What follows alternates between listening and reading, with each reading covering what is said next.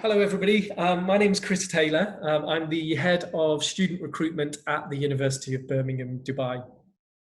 We've already delivered part one of this, essentially why go to university, understanding your choices and being able to get to the stage where you apply and put together a personal statement. Part two of this session is very much the workshop around personal statements. We're usually able to come into your school and do this with you and really get some feedback.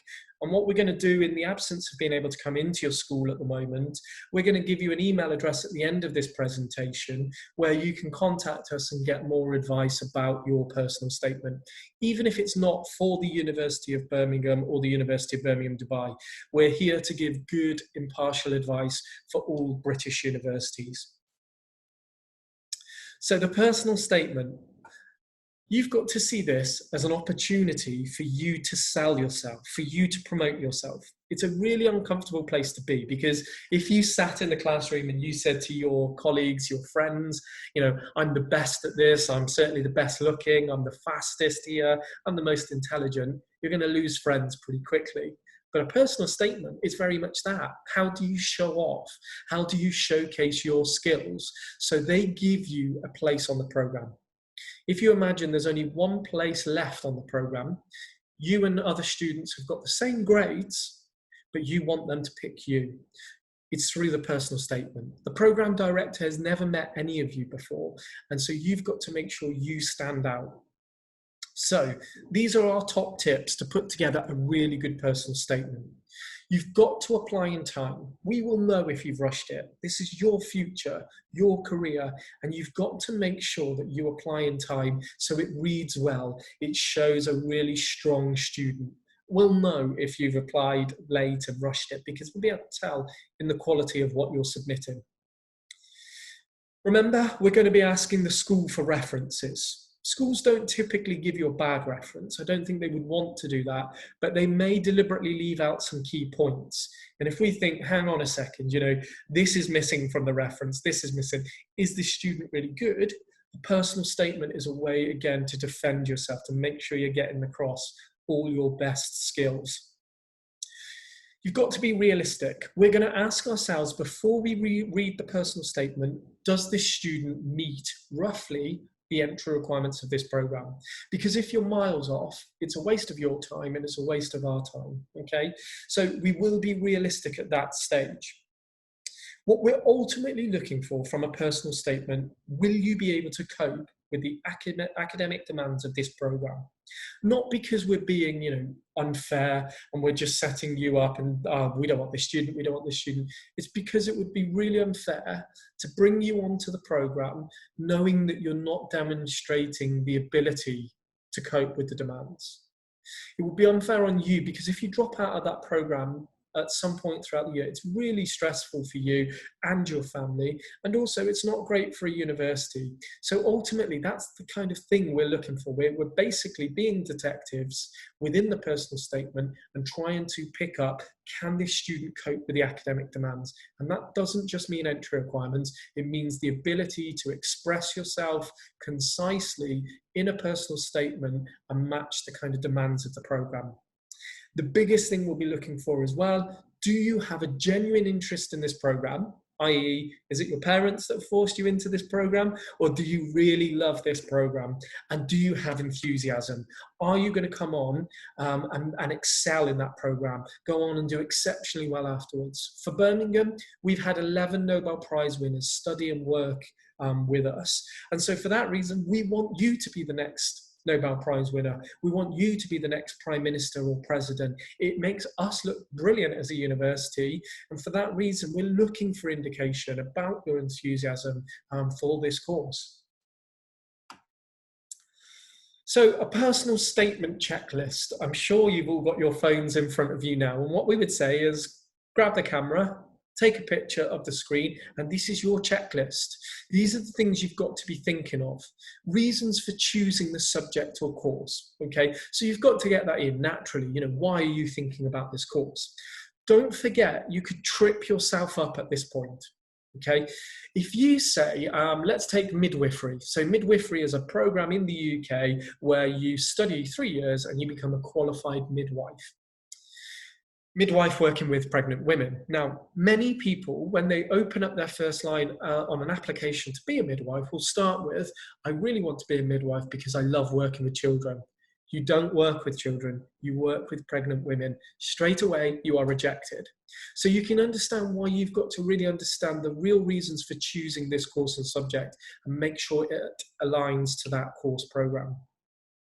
What do you enjoy that's related to the subject now? So if you're taking mechanical engineering and you really love physics, you really love, pulling apart your mum or dad's car, then naturally you should be getting that in because it shows that kind of dedication and passion in that subject area.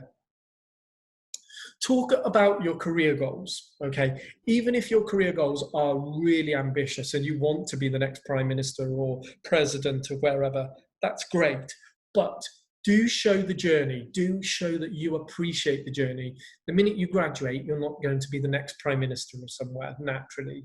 It's going to be a 15-year career pathway. If you can show those steps, okay, that you're mindful of what steps you would need to take, that's all they want to see. Okay, and what they're doing is trying to find out a little bit more about you just to make sure our program is right for your career goals. That's all it is. We don't want to missell the program to you. Think about your interests and hobbies, your achievements outside of academia. The reason being is because we don't want a classroom of 20 people that are, brilliant at maths, brilliant at physics, but they don't actually come out of their comfort zone. They don't talk to each other. They don't have any interests, any hobbies, no passions. It's a boring classroom. It's a bad environment. We want to see that people can bring something to that classroom experience. And at the same time, not only are you capable of achieving great academic grades, but you're also at the same time able to manage to juggle other interests and hobbies. Really important to get into there. School and college experience. So if you've been a prefect, if you've run a project or been a speaker for the school, fantastic. Really get that in. It's great that a school were willing to show responsibility or take responsibility with yourself. So get that in as well. Work experience, employment. We talked about this before. We don't expect you to have that, but what we do want you to do is to get it in. So if you've done some work experience, let's say you're applying to business and you've worked in your father's company. They don't need to know it's your father's company. You can just talk about a company that you've worked for. What did you learn from that experience? What was the best bit you enjoyed about that experience? What were some of the challenges you'll be aware about now you've undertaken that experience? Get that in there because this is a reflective piece. You understand what program you're coming into. You understand what career choice you're taking. Skills and relevant, the skills that are relevant to the course. So really have a think about that. If you won a competition for football or tiddlywinks or something crazy like that, fantastic. But is it relevant to psychology program or to a computer science program? Probably not. So don't waste the space you've got talking about something that isn't relevant. However, if you were a captain of that football team or netball team, whatever it might be, don't forget that is a skill. Okay, so you don't have to talk about the football games, but you can talk about your leadership, your captain position, and how you supported other people. And right throughout your personal statement, I've said it before, we want motivation, commitment, enthusiasm. You are going to be one of the fantastic contributors to our classroom space. So some of the personal statement facts. You can only write one personal statement if you're applying through UCAS for a British university. And that one personal statement goes to 5 choices. Now, this is good advice anyway. Don't talk about the university. We know who we are. It's pointless saying, I'm applying to the University of Birmingham, Dubai, because I know you are the highest ranked university in the UAE for undergraduate programs, or in Dubai for, this course or this course. We know who we are. You're wasting valuable space. We need to find out about you. Also, don't put things in like quotes from Shakespeare or William Churchill or whoever it might be, Gandhi, because the honest answer is we know them. We've heard them before. We don't need to know about them. We need to know about you. So focus, because you've only got 4,000 characters or 47 lines, whichever comes first. And even other application systems around the world won't let you go on forever. So the art of this is to be concise and to hit all the major points you need to make this a strong personal statement. All applications are processed online, so whether that's a UCAS application or our online direct application for the University of Birmingham, Dubai. The benefit of that is it's all, there's no handwritten documents or anything like this, which are poor to read, and it's in your benefit that they are online processed. You should always keep a copy of your personal statement. It can be the starter of any CV that you're writing. But if anything goes wrong, technically you can copy and paste it back into another form. Spelling and grammar check. This is your future. This is your career, okay? You do not want to rush this and get it wrong. It's amazing how many people apply to psychology and can't spell psychology. So make sure you get it checked. There's no excuses these days. Your computers, your laptops will have spell checks and things like this. There's absolutely no excuses. You can't use bold, underline, italics to make it stand out better. So it's in your articulation of your personal statement and how concise you can be. That's the impact of your personal statement, not bold, underlining, or italics. The benefit is every student's in the same boat. So it's not like you're at a disadvantage here. So these are some of the most frequent opening sentences we get from personal statements. They're not bad. So by all means, you can take these and start with that. But if they're so frequent, why would you want to use them when you're looking to stand out? Equally, don't go the other end of the scale and put something crazy where you stand out so much it just looks silly or gimmicky. This is a university, we're looking for really good, thought through students. So for these reasons, they're on there. You can kind of guess them. From a young age, I'm applying for this course because there's nothing wrong with them, but they are frequently used. Do create a list of your ideas. For me personally, I always do a spider graph. Right in the middle, your personal statement, and then branching off all the things you want to get in there. And in a second, I'm going to give you a tool that should be able to help you with that. Produce several drafts. It's amazing how many people will just go online, fill out all the details, type in the personal statement there, and then send it off. That's really poor, because this is your life, your future, your career. You want to spend a bit of time on this. And I think doing a few drafts, sharing it with your parents, school teachers, even colleagues from school, you can gain really valuable feedback, and they can help you change and adapt things. Ask people for feedback, even if it's people that are in the industry. So you might have a family friend that you can reach out to and say, well, I'm applying to artificial intelligence. I know you already do that program. Can you give me a bit more advice about the industry and things I should be thinking about in my personal statement? Check, again, your punctuation, your grammar, your spelling. This is a university application. Don't use words you don't understand. It's obvious to us. Remember, you're coming to university, and over the 3 or 4 years you study with us, it's up to us to add to your vocab. But when you're leaving school and coming into university, we don't expect you to be using long words that you don't understand. Reason being is because you could get an informal interview, and if your vocab doesn't match with what you've written, it might indicate that a parent or a school member has written this for you. So don't do that. Don't talk about irrelevant things. We've already talked about that, because you're just going over things again that just don't have any impact to your personal statement. Don't lie. You wouldn't want to lie anyway, but you may get that informal interview, usually about a 30-minute online interview, very relaxed, usually an opportunity to find out more about the program. And if you've lied in there and we think it's a lie, we can then pick you up on that question, and it might really stump you in that sense. So please do have a really good think about what you put in there as the truth. Don't leave it too late. I said that right from the start. We will know if you've rushed this and you're not really interested, you're not really taking this seriously. Do not copy or download a personal statement from online or from a friend, because UCAS and universities use similarity detection software. It's really sophisticated. It can pick up some tiny comparisons. Unbelievably, 233 applicants have used the same opening sentence for chemistry. It's not even that good if you read it. It's pretty rubbish, really. So why would you want to copy and paste that in? Again, this is your future, your career, your personal statement. It's an investment into your own life. Spend the time to write your own personal statement.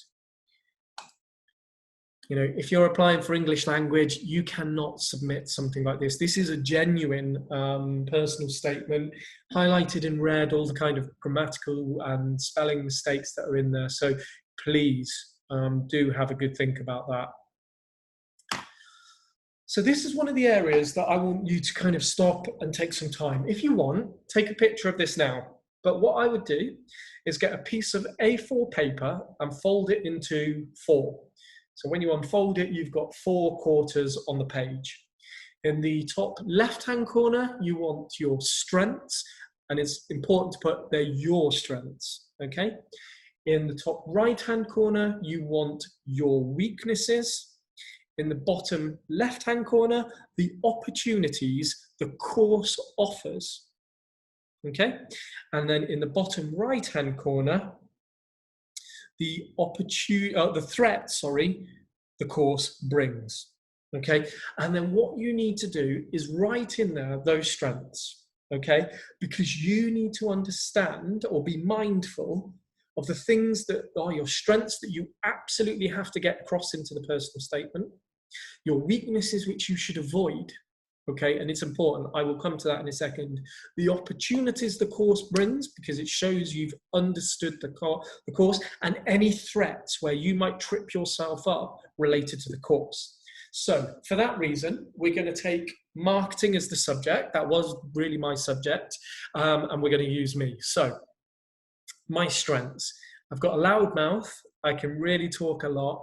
And what that strength really is, it's a weakness as well. So it goes in both boxes. It's the ability to communicate with others. Okay, that is a good strength because you would need that in a classroom. You would need that in your future career for marketing. However, it's a weakness. And I've got to be mindful, not include it in the personal statement, but I've got to be mindful that is one of my weaknesses. You know, I do talk a lot. I am easily distracted because I'm talking, you know, and chatting to people. That has to be a weakness because I have to avoid giving any evidence that might suggest I'm a big mouth, okay? Strengths around marketing. I'm passionate, okay? I'm very passionate about the University of Birmingham, Dubai. It's got to be one of my strengths. I'm very enthusiastic, okay? Those kind of things. Weaknesses. I am the kind of person that leaves everything to the last minute. That has to go in my weakness box because I have to be acting against that. I have to be mindful that that is an obvious weakness that I have, and I cannot leave this personal statement to last minute. Another weakness for me, I don't read things very well. I scan read everything. I'm lazy. So for that reason, in scan reading, what I might do is not read the course subject webpage properly. And I might not understand this area of marketing. They might be advertising digital marketing as a program, and I wanted to apply to communication marketing. And if I start talking about communications when this is a digital marketing program, they could reject me because I'm not a right fit for the program. So I need to put my weakness down. I don't read things properly. I need to be mindful, and I need to build some time in to really help me read this properly. Opportunities of the course. So, you know, I know that this program, the marketing program we have at the University of Birmingham, Dubai, has an internship. And I can talk about how much I'm looking forward to the internship because I know it will develop my work skills alongside my really good academic skills. So that's one brilliant opportunity for the program. I'm applying to Dubai campus, so I know there's a huge abundance of marketing jobs in the region when I graduate. So it's another opportunity. Some of the threats, it would be hard to do threats, and I don't expect you to have many of them, but you've just got to think about it. So if one of the threats of this program is it's slightly higher entry requirements than I'm about to get. So, for me, I'm probably a BBB student. Okay, that's the reality. I'm not an A student, but this program's asking for an ABB. But I really want to go to Birmingham, Dubai. So what I need to do is make sure I'm mindful of that threat that course offers, because I can make sure I put even more time in my personal statement, because if there is an opportunity and a few spare places are available at the end of the year, they'll look at me because my personal statement was outstanding. So that's one of the obvious threats. One of the other things you could put in the current climate with the COVID-19 situation, there is a threat about being able to travel around the world at the moment. We don't know what will happen come September. So you could put one of the threats is you might not be able to apply to a certain university and get an offer and start in September. But for me then, the University of Birmingham, Dubai allows me to start a marketing program in Dubai where I live, in the UAE where I live, but also at the same time, I've got an exchange opportunity to go to the UK campus eventually in my second year. So that's a threat that I'm turning into an opportunity. Okay, and that's what you need to do. At the end of the day, a SWOT analysis should always allow you to think about your weaknesses and about the threats and see how best and positively you can convert those weaknesses into strengths and those threats into opportunities. Okay, so this is something you can do in your bedroom, especially in the current climate where you're sat at home and you're not in the school space. You can scribble it down. You don't need to spend any time. It's only really you that's going to see this, but it's a great way of preparing your mind, making sure that you have all your strengths written down to add into this personal statement, and you're mindful of the other things that are there. Hopefully that's helped you as much as I can today. I'm going to share my email address now. So my colleague Yusra, her email address is there. Please take a photo of the screen or write it down. And then you've got my email address, c.taylor for Chris Taylor, .4 as in the number, at bham.ac.uk. You can drop us an email, ask us any advice. You can also join any of our open days. So at the moment, we're doing digital online open days from the comfort of your own home. And you can see presentations from the course leaders about the individual courses, our current students, how to apply, careers advice, something about our new campus. There's so much that we're doing. The next one is actually Sunday, the 19th of April, 3 o'clock until 6 o'clock, but we will be repeating these every month. So simply go onto our website and you'll see the latest open day advertised right on the main homepage of our university website.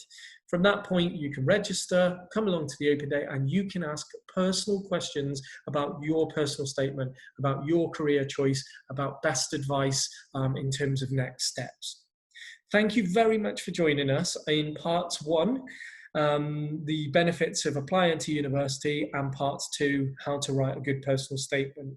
If you need any other sessions, we're doing regular virtual consultation presentations or one-to-one sessions. So again, just go onto our website and you'll be able to book one of those sessions. Thank you very much for your time.